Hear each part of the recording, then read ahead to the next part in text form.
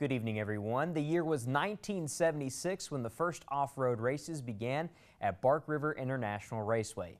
This weekend is the 40th anniversary of the races, and day one was already action-packed.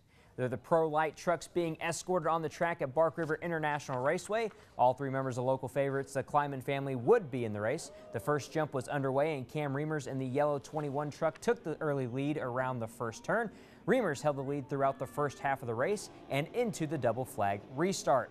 Kyle Kleiman was in the yellow 42 today and was doing well after the restart, but Reimers would get spun out, and that would open the door for Doug Matag to take over. Matag had a huge lead, but the race for second and third was a super close one. Kyle Hart in the 41 truck and Travis Dinsmore in the 43 would battle. Dinsmore wins here, but Hart eventually overcame him. Kyle Kleiman was in seventh with a few laps to go. He made a pass here to jump to sixth. Eventually, he would have to pull off the track and would finish, though. Down to the wire, and Doug Matag would take the checkered, followed closely by Kyle Hart. Travis Dinsmore in third. Kyle Kleiman finished in 11th, while Cody Kleiman would finish 13th, and Mark Kleiman only got 3 laps in before exiting early in 15th. The Pro 2 was the next race on the agenda, and this race had all the drama of the first race and much more. Marty Hart in the number 15 truck was first, coming off the hill and also around the first turn, just barely in front of the number 7 truck driven by Keegan Kincaid. Hart, Kincaid, and C.J. Greaves in the Monster 33 truck stayed close in the beginning of this race.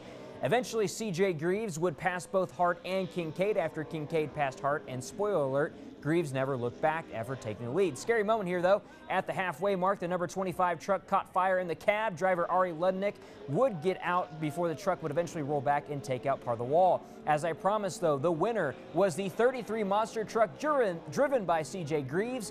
Greaves also went on to win the Pro 4 in the next race. 3, 2, The 15th annual Great Deer Mountain Bike Chase took place in Calumet this morning. The riders started at the northern end of the downtown area and went behind the historic Calumet Theater in the background. The bikes also led off a small parade through town that included old cars. Then the riders turned toward the Swedetown bike trails west of downtown. More than 160 riders competed in the 15-mile, 30-mile, or kids races. Blue Heron drums helped the cyclists keep their rhythm along Applesauce Trail. The 15-milers emerged from Applesauce Trail with about 2.5 miles to go.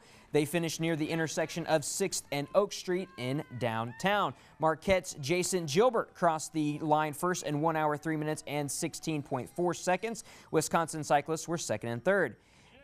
Pearson Kimmis of Marquette won the women's 15-mile in just over 1 hour, 10.5 minutes. She was in the 16-19 age group. Ethel Karanen of Calumet was third. She was in the 12 and under class. Calumet's Pete Karanen won the men's 30-mile race in 1 hour, 56 minutes, 23.1 seconds. Marquette's Nicole Alexander took the women's 30-miler in 2 hours, 22 minutes, and 16.2 seconds.